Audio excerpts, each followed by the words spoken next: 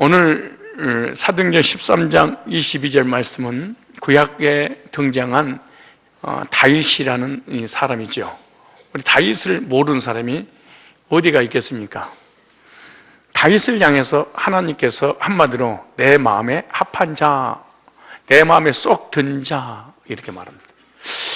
여러분, 다윗에게 하나님께서 마음에 합한 자라고 극찬을 하셨던 것처럼 사랑 목장 헌신 예배를 드리고 있는 여러분들을 향해서 하나님께서 너는 내 마음에 꼭 맞아, 내 마음에 꼭 들어, 내 마음에 합한 자야 라고 할 것 같은 그런 생각이 들으세요? 계속 설교할 텐데 설교 들으면 곤란한 일이 벌어지는데 빨리 대답을 해도 괜찮겠어요? 지구상에 무수히 많은 사람들 중에 다윗을 향해서 하나님께서 나의 지구상에서 다윗처럼 하나님의 사랑을 많이 받은 자가 없다 할 정도로 사랑을 받은 사람입니다. 그리고 다윗을 통하여 예수님이 오셨고 예수님의 조상이 됐잖아요. 그리고 이 세상이 성경이 존재하는 이상 다윗처럼 하나님의 마음에 합하고 하나님의 사랑을 가장 많이 받은 사람이 없다고 이렇게 신앙의 모델로 선정을 해서 모델로 세우고 그 모델을 담고 싶은 사람이 바로 다윗인데, 오늘 사랑목장 헌신 예배를 드리는 모든 분들이 다 다윗처럼 하나님 마음에 합한 자요, 다윗처럼 하나님의 사랑을 가장 많이 받은, 그렇다고 다윗이 하나님의 마음에 합할 만한 삶을 사는 것은 아닙니다. 그리고 하나님의 사랑을 듬뿍 받을 만한 어떤 자격을 갖춘 것도 아닙니다. 다윗은 성경 인물 중에 다윗처럼 실수를 많이 한 사람이 없습니다. 성경 인물 중에 다윗처럼 죄를 많이 지은 자가 없습니다. 성경 인물 중에 다윗처럼 사람을 많이 죽인 사람이 없을 정도입니다. 참 약했습니다. 죄도 많이 졌습니다. 불신앙도 많이 합니다. 인구조사 해가지고 7만 명을 죽입니다. 밧세바하고 간음 사건도 있습니다. 그리고 사울이 또 솔로몬이 무서워서 이방 나라로, 원수 나라로 피신을 가서 다윗이라는 사람이라고 이스라엘 왕이라고 들킬까봐 정신병자 노릇까지 했었던 그런 사람입니다. 그러니까 성경에서는 이렇게 하나님 마음에 합한 자, 사랑받은 자, 지구상에서 이렇게 복받은 사람이 없다라고 기록은 되어 있지만 그 내면에는 엄청난 죄를 짓고 불신앙하고 때로는 실수해서 잘못한 그런 행위를 저질 때도 많이 있었지요. 그런데 왜 하나님께서 다윗을 내 마음에 합한 자야, 이 감동을 받을 수밖에 없도록, 그리고 하나님께서 다윗을 향해서 사랑을 고백한 것처럼 나의 사랑을 받은 자, 내가 사랑하는 자야 라는 극찬을, 감탄사를 연발한 이유가 과연 뭐가요? 우리도 다윗처럼 실수해서 넘어지고 죄짓고 불신앙하고 시기하고 미워하고 질투하고 여러 가지 도덕적인 윤리적인 죄를 지을 때가 있습니다. 많죠. 그럼에도 불구하고 다윗처럼 내가 너를 사랑한다, 너는 내 마음에 합한 자야, 내 마음에 꼭 들어 라는 이런 칭찬을 하나님께로부터 들을 수 있는 그 이유는 과연 뭘까요? 오늘 여기 계신 사랑목장 헌신 예배 드리는 모든 분들이 다윗처럼 하나님 마음에 합한 자요, 나의 사랑받은 자야 라는 이런 칭찬을 듣기를 축복합니다. 첫째, 왜 하나님의 사랑을 받은 자라고 했을까요? 오늘 시편 27편 보면 그 말 나옵니다. 시편 27편 4절 보시면, 자, 시편 세 가지 올리면 제가 말씀을 드리려고 합니다. 시편 27편 4절 말씀을 보시면 다 같이, 자, 시작. 내가 여호와께 청하였던 한 가지 일, 곧 그것을 구하리니 곧 나로 내 생전에 여호와의 집에 거하여 여호와의 아름다움을 앙망하며 그 전에서 사모하게 하실 것이라. 이 하나님께서 도덕적이고 윤리적이고 인격적이고 그리고 바른 삶을 살았기 때문에 하나님의 사랑을 받은 자라고 한 게 아닙니다. 바로 하나님의 몸된 성전을 사모하여 성전에 헌신했던 사람이 다윗입니다. 즉 성전 중심을 통하여 하나님께 예배드리며 헌신했던 그러한 사람이 바로 다윗입니다. 많은 사람들이 교회를 다니지만 자기 교회도 없고 교회에 대한 헌신도 하지 않을 때 다윗은 하나님의 몸된 성전을 위하여 생명을 걸 정도로 자기의 전 삶을 드렸다. 성전을 사랑하여 사모하였다. 이것 때문에 내 마음에 합한 자요 나의 사랑을 받은 자야 라는 칭송을 듣게 된 것입니다. 우리 하나님의 집에 거하기를 사모했던 사람, 하나님의 집에서 하나님께 예배드리기를 사모했던 사람, 하나님의 몸된 교회가 잘 되기 위해서 자기 전생을 교회를 위해서 드렸던 사람, 이 사람이 바로 다윗이라는 사람입니다. 그래서 내 마음에 합한 자야, 내가 사랑하는 사람이야 라고 하는 것입니다. 오늘 우리는 어떤 도덕이나 윤리나 어떤 인격이나 이런 것을 통해서 하나님의 사랑을 받고 하나님 마음에 합할 것이라고 착각을 하며 살아가는 사람이 참으로 많습니다. 하나님이 사랑하는 사람을 사랑하고 하나님이 사랑하는 것들을 사랑하고 하나님이 좋아하는 것을 좋아하고 하나님이 미워하는 것을 미워하고 하나님이 관심 있는 것에 관심 갖고 하나님이 관심 없는 것에 관심 없는 이런 사람이 하나님 마음에 합한 사람이다 라고 성경이 이렇게 말합니다. 그래서 하나님의 사랑을 받고 하나님 마음에 합한 기준이 뭐냐? 이것은 나에게 있는 것이 아니고 하나님의 기준이 되어야 되는 것입니다. 우리 한번 또 성경 찾아볼까요? 역대상 29장 한번 찾아보세요. 역대상 29장. 한참 은혜가 되고 말씀을 읽게 되면 한 번에 딱 찾을 때가 있죠. 기분 되게 좋죠? 응? 짠짜잔짠 짠짠 딱 폈는데 그 장이 딱 나왔어. 그때 주변에 있는 사람이 참 신령해 보인다. 이렇게 그래서 신비주의가 등용하게 되는데 그렇지 않습니다. 교회 오래 다니다 보면 누구든지 그럴 수가 있습니다. 역대상 29장 3절 말씀이죠. 자 보세요. 3절 찾으셨어요? 2절 3절 시작. 이에 다윗 왕이 일어나서 가로되, 왜 안 읽어요? 역대상 몇 장? 3절 28장 3절 먼저 읽으세요. 28장 3절 시작. 오직 하나님이 내게 이르시되 너는 군인이라 피를 흘렸으니 내 이름을 위하여 전을 건축하지 못하리라 하셨느니라. 이제 29장 3절입니다. 자, 시작. 성전을 위하여 예비한 이 모든 곳 내 마음에 내 하나님의 전을 사모함으로 나의 사유의 그 문으로 내 하나님 전을 위하여 드렸으니. 여러분 시험 드니까 사절부터 안 읽는 걸로 그렇게 했으면 좋겠어요. 하나님의 몽된 성전을 사모함으로 건축 헌금을 얼마나 많이 들었는지 모릅니다. 자기 전 재산을 들여서 성전을 건축하려고 할 때 하나님께 너는 피를 많이 흘렸으니 너는 그런 마음만 내가 받도록 하마.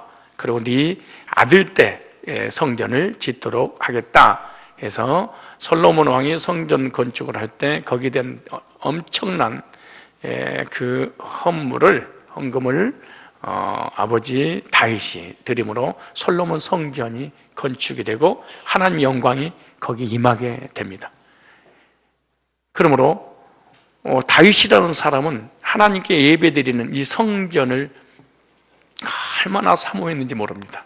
그걸 얼마나 사랑했는지 모릅니다. 말로만 한 것이 아니라 실제로 나는 하나님이 전에 문지기라도 좋습니다.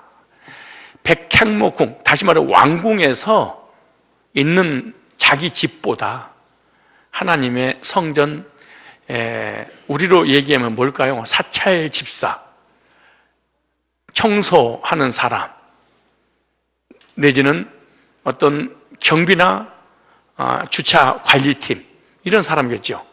이것이 더 좋습니다. 그리고 실제로 그 많은 헌신과 예배와 물질을 하나님 앞에 드렸던 사람이 다윗입니다. 그래서 다윗은 내 마음에 합한 자야. 내가 다윗을 사랑한다 라고 한 거예요. 중요한 원리입니다. 교회를 사랑하는 사람이 하나님의 사랑을 받습니다. 주님의 가장 사랑하는 대상이 어디냐? 백악관이 아닙니다. 청와대도 아닙니다. 정치인도 아니죠. 경제인도, 어떤 회사도 아닙니다. 어떤 가정도 아닙니다. 하나님께서 사랑의 대상은 예수님의 보혈의 피로 거듭나서 구원받은 성도들이 모여서 예배 드리는 그곳을 하나님은 사랑의 대상으로 또 가장 관심을 갖고 보호하시고 인도하는 곳입니다. 그래서 하나님이 사랑하시는 곳을 나도 사랑하면 하나님의 사랑을 받습니다. 하나님이 미워하는 사람하고 사람을 사랑하면 하나님의 미움을 받게 되겠지요.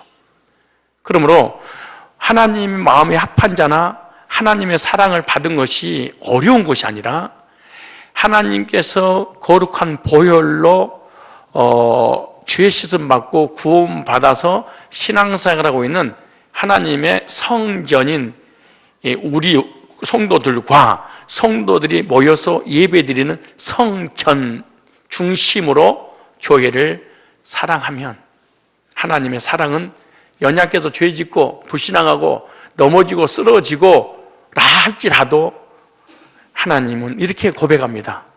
내가 너를 사랑한다. 너는 내 마음에 합한 자야. 이렇게. 하나님의 마음에 합한 거 어려워요? 쉬워요? 어려워요?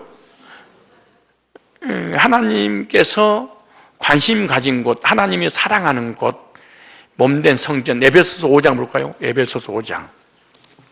자, 에베소서, 진짜 이게 교회를 얼마나 사랑했는지, 복을 받을 수밖에 없는, 하나님께서 복을 부어줄 수밖에 없는 그런 영적인 사람이었습니다.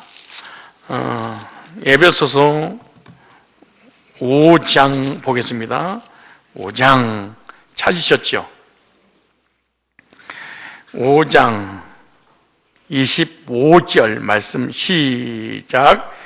남편들아 아내 사랑하기를 그리스도께서 교회를 사랑하시고 위하여 자신을 주심과 같이 하라. 교회를 사랑해서 예수님을 주셨습니다. 그런 교회는 예수님 짤입니다.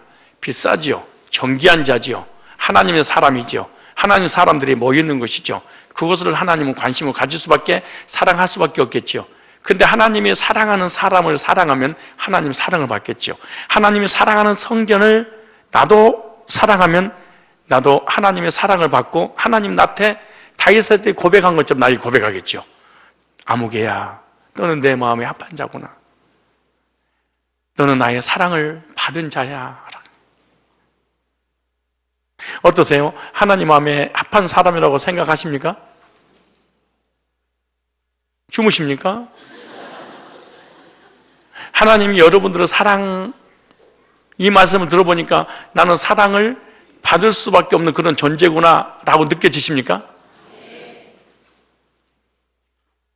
자신 없으십니까? 그럼 오늘부터 헌신 예배니까 헌신을 다짐하는 의미로 나는 오늘부터 다윗에게 허락된 복을 받아 누리기 위해서, 아니 그 복을 설사 받지 않는다 할지라도 하나님의 몸된 교회를 오늘부터 나도 사랑해야지. 근데 하나님께서 관심을 갖고 사랑해서 십자가의 보혈의 피로 구속받은 성도들이 모여있는 이곳을 비판하고 판단하고 정죄하고 헐뜯고 미워하고 신천지와 내천지처럼 교회에 어려움을 주면 하나님이 가만두시겠습니까? 이 기독교 역사에 교회를 핍박하는 정치인들, 공산주의, 그리고 사람들 다 망하고 저주받습니다.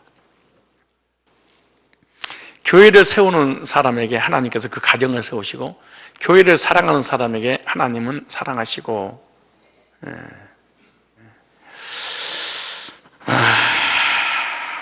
하나님의 사랑을 받을 성도가 다 되시기를 바랍니다. 하나님의 나라와 복음을 위하여 교회가 성장해야 될 이유입니다. 왜 교회가 성장해야 될까요? 목회자의 영광이 아닙니다. 장로들의 영광이 아닙니다. 성도들의 영광을 위해서 교회를 부흥시키는 게 아닙니다. 바로 복음 때문입니다. 예수 그때 이 놀라운 구속의 은혜와 은총을 만방의 택자들에게 증거해서 그들이 하나님께 돌아오게 하기 위해서, 그리고 세계 선교를 위해서 교회가 부흥이 되어야 됩니다. 주의 몸된 교회를 사랑하고 사모하는 자가 하나님의 사랑을 받습니다. 혹시 교회를 미워하고 헐뜯고 핍박하고 교회를 우습게 여기고 그랬다면 회개하십시오. 하나님이 가장 싫어하는 것이 교회를 박해하는 것입니다. 하나님의 사랑을 가장 많이 받을 사람이 누구냐? 바로 사랑 목장,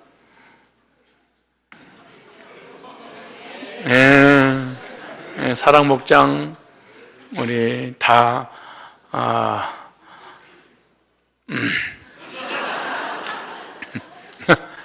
꼭 그렇게, 나는 정말 목회 22년째, 5월 12일 되면 딱 22년째가 됩니다. 전도사 목회 이제 30년 가까이 하잖아요. 이러면서 이번 2017년도 18년도 이쪽에 1년 2년 사이에 이렇게 행복한 목회는 없었습니다. 정말 없었습니다. 그리고 이렇게 평안한 목회도 없었습니다. 그리고 이번에 신천지 사건으로 인한 뭔가 나의 과거를 돌이켜봤습니다. 하나님께서 성전을 건축하기 헌금 딱 하고 난 다음에 이 사건이 터질 게 뭐야? 만약에 헌금을 하라고 하는 중에 이런 일이 벌어졌으면은 진짜 이거 심각한 헌금을 하다가 말았을 텐데. 성전 건축 헌금에 동참하는 우리 성도들 믿음이 일취월장 성장 있는 상태에서 이런 일이 벌어지니까 진짜 다 개무시했잖아요. 두 번째, 내천지 교회 막 율법주의, 신비주의, 극단 개혁주의, 막 교회를 비방하고 막 교회를 어지럽히고 개혁주의 책을 돌리면서 성화를 이루어야지 구원받는다고, 얼마나 힘들겠습니까? 이런 메시지를 가지고 말해요. 그런데 그들이 자진해서 다 떠나고 난 다음에 교회가 안정이 될 때 이런 일이 벌어졌기 때문에 우리 교회가 지금까지 이렇게 하나님 보호 아래 있는 줄 압니다. 근데 그런 얽히고 설켰던 문제로 인하여서 이런 사단이 일어났다면 얼마나 힘들었을까요? 그래서 교회는 목회자가 하는 게 아니구나, 교회는 성도들이 하는 것이 아니구나, 교회의 주인은 하나님이시고 교회의 주인은 주님께서 직접 인도하시는구나, 이걸 깨달았습니다. 이야, 새삼. 그래서 교회는 음부의 권세가 이기지 못하리니, 절대로 거짓 교리가, 사단의 권세가, 지옥의 권세가, 이단의 교리가 절대로 하나님 나라를 무너뜨릴 수 없다. 예수님 직접 말씀하셨죠. 음부의 권세가 이기지 못하리라. 아멘. 우리의 구원도 상실되거나 잃어버리지 않지만 이렇게 보이는 유형교회도, 예서부터 사빌라 7교회 사제에게 피하지 않으니, 이 무형교회 성도들이 모여있는 이 지교회 유형교회 역시 하나님이 책임져 주실 줄로 믿습니다. 우리 교회 하나님이 함께 하신 줄로 믿습니다. 그런데 그런 교회를 사랑하면 하나님의 사랑을 받습니다. 하나님의 사랑하는, 왜 더 사랑할까요? 우리 교회는 복음이 있잖아요. 우리 교회는 하나님 말씀을 정확하게 증거하는 그런 교회 아닙니까? 순간순간 강대상에서 목회자가 설교 중에 실수할 수도 있지요. 그리고 잘못된 교리를 전해질 수도 있지요. 그러나 잘못된 것은 잘못된 걸로 하나님을 회개하고 성도한테 자백하고 고백해서 내가 실수했다고 인정할 때, 인정함으로 하나님의 사랑을 또 더 듬뿍 받고, 그 잘못된 건 고쳐나가고, 이것이 무형교회의 연약한 그런 부부들입니다. 이런 하나님 몸된 교회를 할지라도 죄인들이 모여있는 곳에 그 교회이기 때문에 완전하지 않습니다. 불완전합니다. 불완전한 사람끼리 모여서 이렇게 협력하면서 하나님 나라를 이루어 나가지 않겠습니까? 그래서 교회에서 신앙생활 하다가 여러 가지 받은 상처가 있을 수 있어요. 그래서 다 우리는 피해자고 죄인이고 부족하고 연약한 사람들이 모여있는 곳이기 때문에 당연히 교회는 시끄럽다 이렇게 생각을 하시고 서로 이해하시고 간용하고 덮어주고 그 모습 그대로 받음으로 인해서 화평을 유지하는 우리 성산교회가 돼야 될 줄로 믿습니다. 두 번째 올립니다. 시편 19편을 보겠습니다. 이제 시편 19편. 두 번째, 왜 하나님의 마음에 합했을까? 왜 하나님의 사랑을 그렇게 받았을까? 그렇게 범죄했던 다윗을, 그렇게 실수 많았던 다윗을 타협 없이 못 산다고 그렇게 고백했을까? 자, 보세요. 시편 19편입니다. 8절. 자, 찾았어요? 7절부터 시작. 여호와의 율법은 완전하여 영혼을 소생케 하고 여호와의 증거는 확실하여 우둔한 자로 지혜롭게 하며 여호와의 교훈은 정직하여 마음을 기쁘게 하고 여호와의 계명은 순결하여 눈을 밝게 하도다. 여호와를 경외하는 도는 정결하여 영혼까지 이르고 여호와의 규례는 확실하여 다 의로우니 10절 시작. 금 곧 많은 정금보다 더 사모할 것이며 꿀과 송이꿀보다 더 달도다. 아멘. 하나님의 사랑을 받을 수밖에 없었던 다윗은 왜냐? 하나님의 말씀을 사모하여 말씀을 듣고 읽고 묵상하는 일에 헌신했던 사람입니다. 말씀을 사모하는 사람. 다윗은 말씀을 너무너무 사모하여 기뻐했는데 이렇게 말합니다. 송이꿀보다 더 달며 정금보다 더 사모하나이다. 여러분, 금 좋아요, 안 좋아요? 그럼 돈은 좋아요, 안 좋아요? 약간 좀 세지네. 주님 없이는 못 살아도 돈 없이는, 아니, 주님 없이는 살아도 돈 없이는 못 살아요? 그러십니까? 저는 그렇지 않습니다. 거지가 돼도 주님 없이는 저는 못 삽니다. 거지가 되고 교회가 없어져도 주님의 말씀 없이는 저는 살아갈 수 없습니다. 여러분, 돈은 아무리 많이 가지고 있어도 무겁다는 사람을 못 봤습니다. 금이 아무리 많아도 무거워서 못 갖고 가겠습니다. 이런 사람 없습니다. 막걸리가 아무리 많아도 들고는 못 가지만은 먹고는 갑니다. 막 이런 얘기 들어봤잖아요. 어떤 분이 그랬대. 예수님 좋아요. 그러나 돈도 좋아요.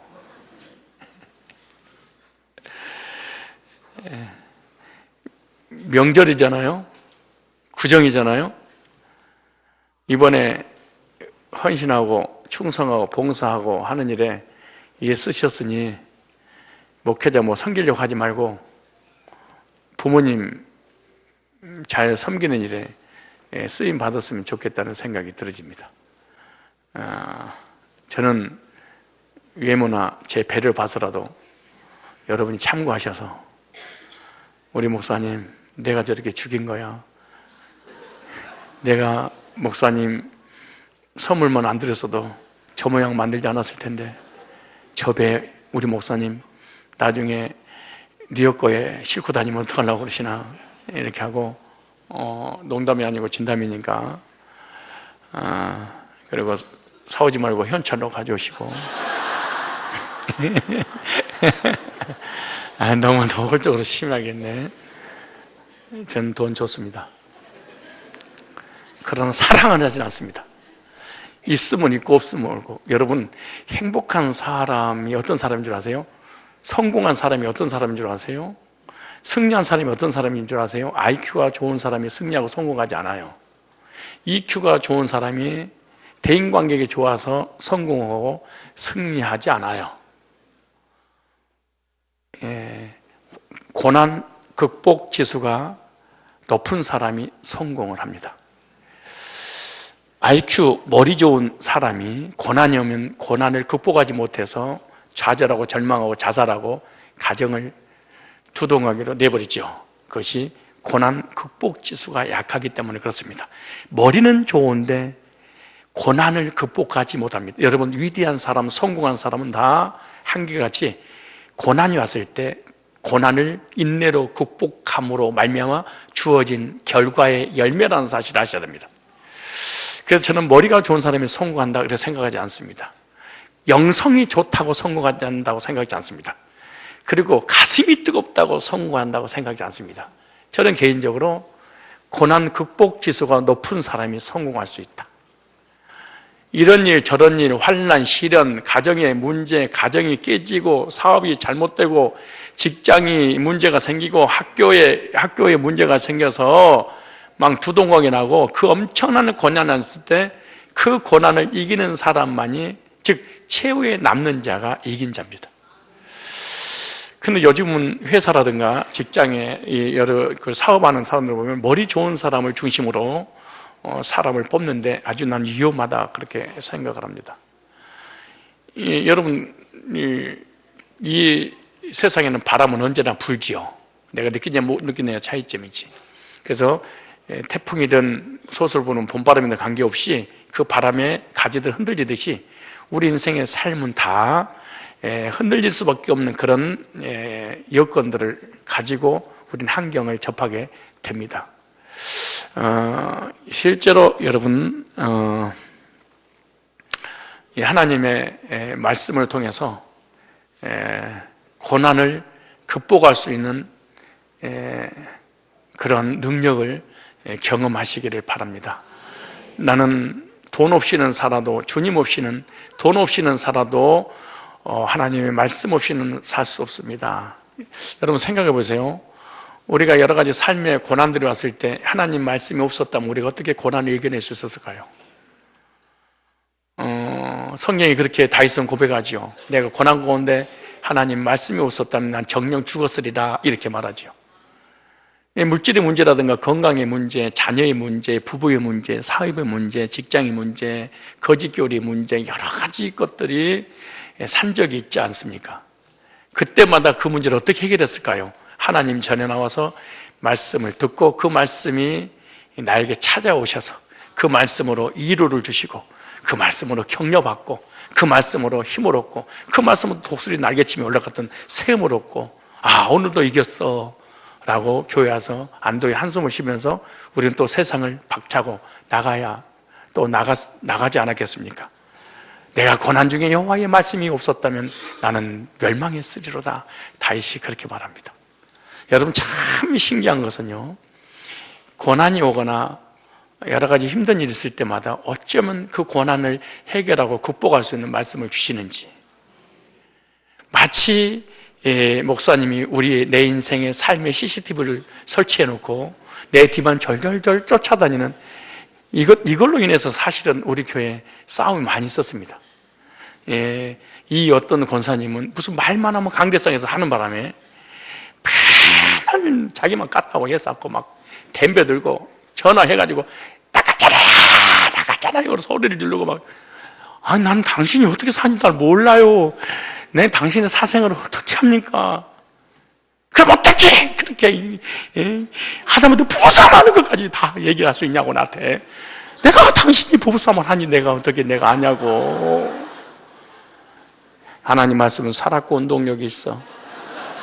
좌우에 나선 어떤 검보다 예리하여 홍과 영과 미 고소간지를 찔러 쪼이까지 네 마음의 생각과 뜻을 감찰하시나니 하나님 말씀 앞에 벌거벗은같이 드러나리라.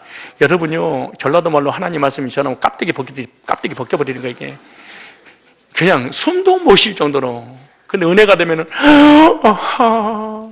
주님께서 나를 살리셨네. 그럼 혼자 흥얼흥얼 기쁜데 은혜가 떨어질 때 이 메시지 또 들으면 누가 고자질한 거야?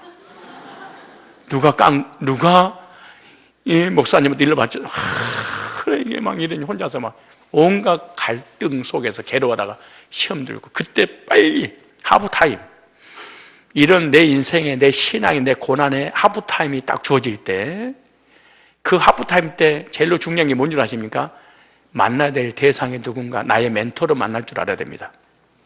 다시 말해서 하나님 말씀으로 나의 신앙을 이렇게 리더해 줄 수 있는 긍정적인 구원관과 목자관과 말씀관과 신앙관이 딱 견고하게 세워진 이 사람을 딱 만나서 어드바이스를 받으면 금방 회복됩니다. 그러나 나의 영적인 멘토, 리더들을 만나지 않고 혼자 있으면 다시는 일어날 수 없습니다. 그리고 교회를 떠나게 되고 결국 자기 신앙까지 포기할 정도로 절망하게 되는 것이죠. 그래서 여러분 인생에 하프타임을 만나게 될 것입니다. 전반전, 후반전, 중간에 15분 시간이 있잖아요. 승리자도 패자도 하프타임이 주어질 때 쉬라고 하프타임이 주어지는 게 아닙니다. 내 인생에 만나야 될 대상이 있어서 그 사람을 만나기 위해서 하프타임을 주는 거 아니겠습니까? 이기고 있는 사람은 하프타임을 통해서 코치, 감독을 통해 조언을 받고 후반전에도 이기게 하고, 진 사람은 어떻게 하면 역전할 수 있을까? 역전할 수 있는 방법을, 원리를 알려주지 않겠습니까? 내 인생에 수십 번, 수백 번, 수천 번, 수만 번의 고난이 올 것입니다. 그 고난이 왔을 때 명심하십시오. 하나님이 나에게 주시는 하프타임인데, 그 하프타임 때 하나님께 나와서 예배드리고 말씀 받고 이 말씀으로 조언해 줄 수 있는 어떤 영적 리더십을 가지고 있는 이 코치, 멘토들을 만나야 됩니다. 그 멘토를 통한 조언 한마디가 내 인생에 역전을 할 수 있는 길잡이를 해준다는 사실을 아셔야 됩니다. 그래서 고난은 고난으로 끝나는 것이 아니라 고난 가운데 하프타임을 어떻게 활용할 것인가가 아주 중요합니다. 그래서 고난 가운데 혼자 그 고난을 극복하려고 예를 쓰지 마시고, 그 고난을 효과적으로 극복해서 역전할 수 있는 어떤 동기부여해 줄 수 있는 멘토를 딱 만나셔야 됩니다. 나이 어려도 관계없습니다. 많아도 관계없습니다. 그럼 여러분은 이 고난 극복을 통해서 반드시 승리자로 하나님이 세워 나가게 될 줄 믿습니다. 다윗은 하나님 말씀을 사모하는데 미쳤던 사람입니다. 성경 시편에 보면 거의 하나님 말씀에 관한 부분이지요. 자, 볼까요? 우리 한번 찾아봅시다. 시편 119편 찾아보세요. 119편. 시편 119편 131절입니다.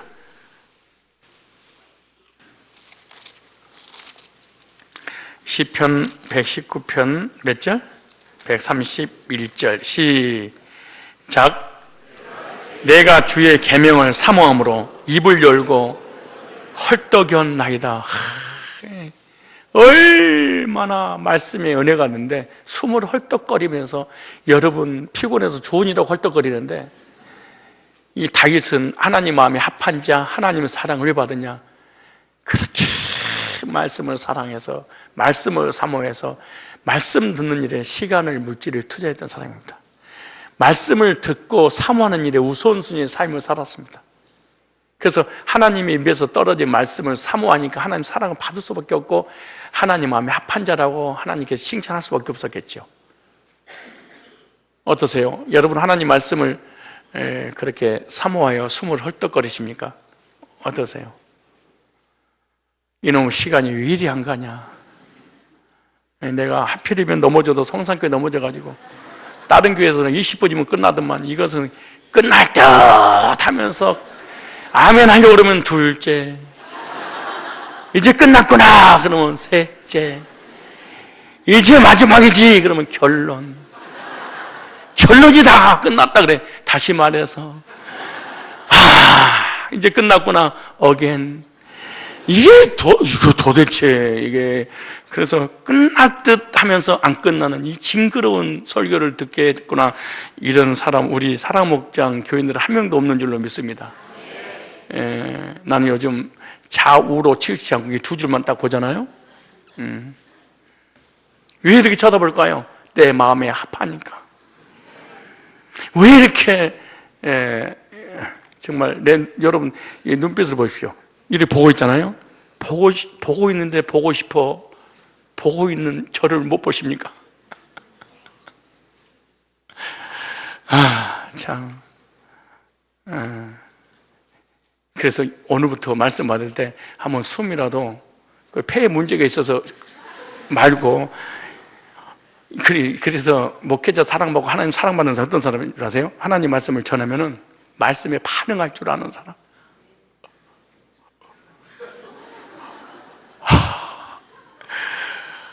몰라, 저런 말씀을 어쩌자고 저 교회 성석교 목사님 만나게 하시는 말씀을 듣는 거야.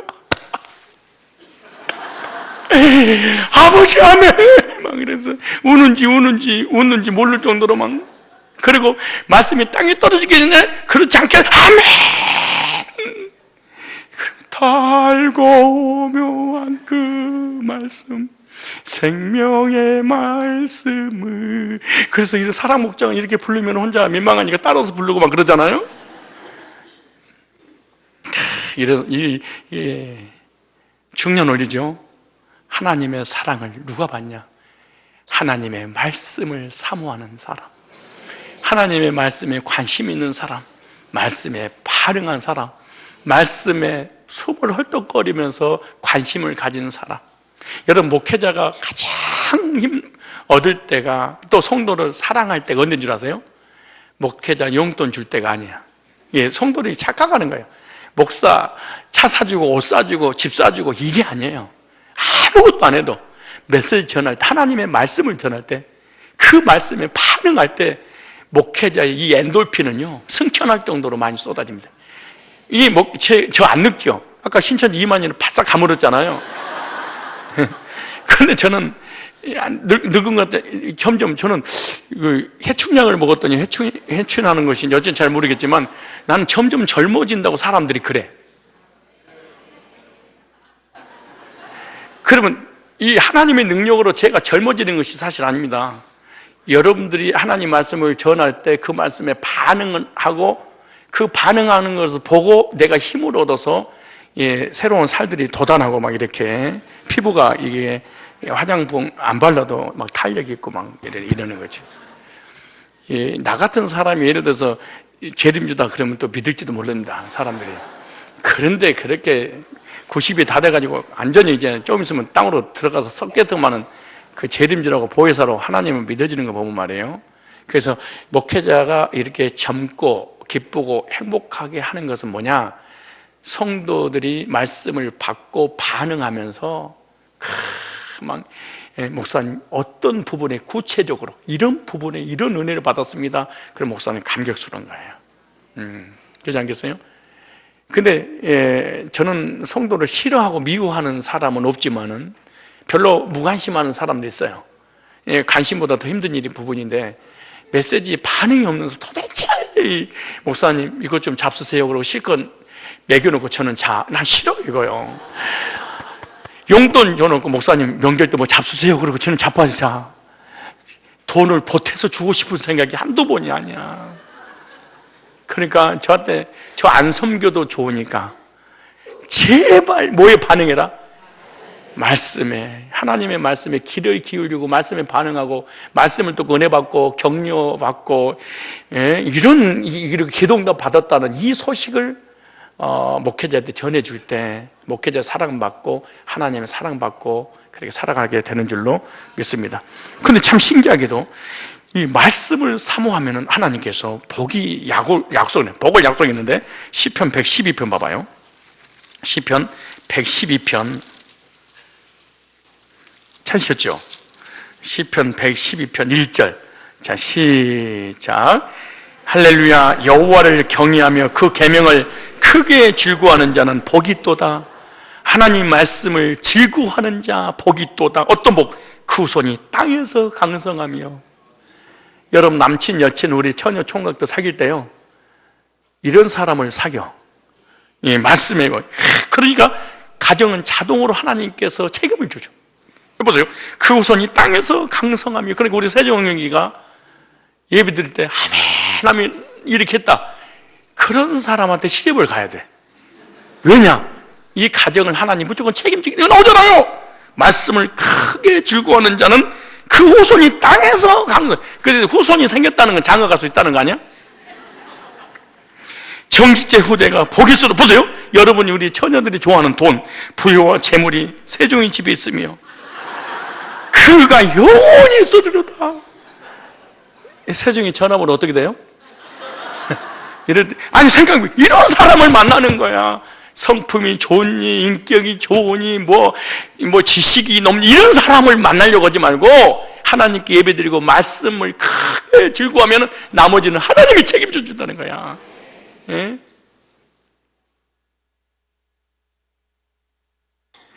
제가 딱 두 가지밖에 못했어. 청년 때 예배와 말씀 받는 거. 말씀이 미쳤습니다. 제가 청년 때 그냥 반은 미쳐서 정신병자처럼 메시지 미쳐서 그렇게 사모했습니다. 그리고 예배는 빠져본 적이 없습니다. 회사는 내가 그만둬버려. 예배 방해가 되면은. 딱 두 가지만 했어. 하나님을 사랑하고 말씀을 사모하면 하나님은 뭐라고 그래요? 그 집에 있으면 뭐가? 부요와 재물이. 아멘. 우리 사랑 목장 헌신 예배 드리는 모든 성도님들 2018년도 명심하십시오. 첫째, 성전 중심의 삶을 살자. 두 번째, 말씀을 사모하는 해가 되자. 말씀을 사랑한다는 건 하나님을 사랑한다는 근간이에요. 말씀에 관심 없고 말씀을 미워한다는 건 하나님을 미워하고 하나님께 관심 없다는 얘기잖아요. 말씀을 사모하는, 마지막 세 번째입니다. 왜 하나님 마음에 합했고 하나님의 사랑을 받은 자라 이렇게 했을까요? 세 번째, 하나님의 사람을 섬길 줄 아는 사람입니다. 하나님의 사람을 섬기는 일에 헌신했던 사람이 다윗입니다. 사무엘 상 24장 6절 7절 찾으셨죠? 시작. 자기 사람들에게 이르되 내가 손을 들어 여호와의 기름 부음 받은 데 줄을 치는 것은 여호와의 금하시는 것이니 그는 여호와의 기름 부음을 받은 자가 됨이니라고. 다윗이 이 말로 자기 사람들을 금하여 사울을 해하지 못하게 하니라. 사울이 일어나 굴에서 나가 자기 길을 가니라. 아멘. 세 번째, 하나님의 사람을 섬길 줄 아는 사람입니다. 하나님의 사람을 알아볼 줄 아는 사람입니다. 다윗은요, 하나님의 사람을 섬겼습니다. 그런데 하나님의 사람이 어떤 사람이냐? 자기를 죽이려고 했던 온수였습니다. 하나님의 기름 부음을 받은 자였기 때문에 충분히 죽일 수 있었지만 죽이지 않았다, 이렇게 말합니다. 중년원리입니다. 하나님의 종들을 선대하는 사람을 하나님은 사랑하십니다. 하나님은 다윗에게 솔로몬을, 또 성경에 하나님의 사람을 알아보고 섬겼던 한나에게 사무엘을 줬지요. 그래서 이 공통점이 있잖아요. 어떤 공통점이냐? 엘리 제사장이나 사울을 하나님이 버린 제사장이고 버린 왕입니다. 그러나 하나님께서 기름 부은 적이 있었던 하나님의 사람이죠. 그래서 하나님이 기름 부어서 세우는 하나님의 사람이기 때문에 인정하고 거기에 축복 기도를 받았을 때 한나에게 위대한 선지자 사무엘을 줬습니다. 그리고 다윗도 사울을 버렸다고 하나님께서 너 마음대로 해라 해서 죽을 수 있는 기회가 있었지만 하나님이 기름 부은 하나님 종을 내가 해할 수가 없다. 그리고 하나님의 절대 주권을 인정하고 하나님의 종들인 목회자를 섬겼을 때, 선대했을 때 하나님은 다윗을 향해서 그렇게 말합니다. 넌 내 마음에 합한 자야, 나의 사랑받은 자야 라고 주님께서 그렇게 고백을 하죠. 오늘 우리도 하나님 마음에 합한 자, 하나님의 사랑을 계속해서 받을 수 있는 원리가 뭐냐? 하나님의 종들을 비방하지 마세요. 판단하고 비판하고 정지하고 중상모략하지 마십시오. 그리고 하나님의 종들을 원수 만들지 마세요. 역사에 보면 하나님의 종들을 섬기는 후손들을 하나님이 책임져 주지 않는 적이 없습니다. 하나님의 종들을 섬기는 것은 하나님을 섬기는 것하고 똑같습니다. 성산교회 목회자들, 부교육자들 뿐만 아니라 다른 교회 목사님들을 뵀다 할지라도 정중하게 인사하고 예의를 갖출 줄 아는 이런 사람이 되십시오. 왜냐? 하나님이 세운 하나님의 종들이기 때문에 그렇습니다. 하나님의 종들을 무시하고 비방하고 가르치려고 그러고 이런 식으로 헌담을 하게 되면 하나님은 절대로 기뻐하지 않습니다. 하나님의 사랑해서 여러분들에게 보냈던 하나님의 종들을 박해하는 것은 하나님을 박해하는 것입니다. 하나님의 종들을 선대하는 것은 하나님을 선대하는 걸로 하나님께 쳐주신다. 이렇게 마태복음 10장 42절 이하에 그렇게 말씀합니다. 마태복음 25장 결론 부분에도 우편에 있는 사람들 향해서 그렇게 말합니다. 만세전에 영생 주기로 작정된 사람들은 하나님의 종들을 이 땅에 살면서도 섬긴 사람들이었다라고 말합니다. 여러분, 하나님의 사랑을 받기를 원하십니까? 하나님 마음에 합한 자라는 소리를 듣기를 원하십니까? 그렇다면 성전을 사모하십시오. 그리고 하나님 말씀을 사모하십시오. 그리고 하나님의 종들을 선대하십시오. 그럼 하나님의 사랑을 듬뿍 받고, 그리고 하나님께서 여러분의 모든 삶을 후대해 주실 줄로 믿습니다.